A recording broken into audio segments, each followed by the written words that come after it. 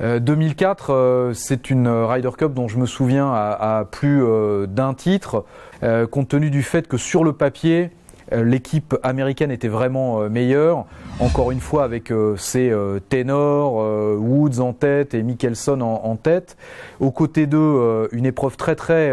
solide, alliant expérience et puis aussi quelques young guns. Et pour autant,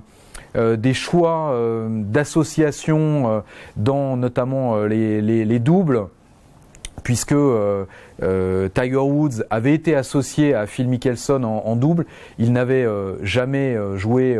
ensemble en Ryder Cup. Donc en termes d'affiches, c'était extrêmement impressionnant.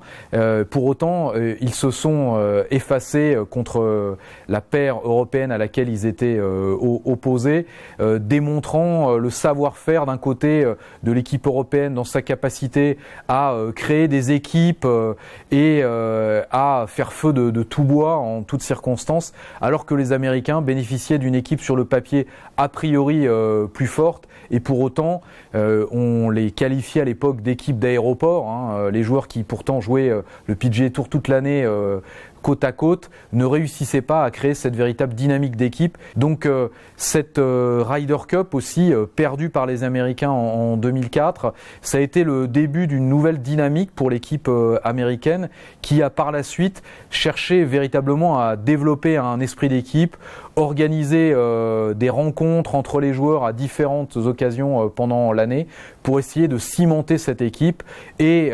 d'enfin être en capacité d'offrir une véritable résistance à l'équipe européenne. Alors ça n'aura pas été le cas 2 ans après en Europe, au Key Club, mais en revanche quand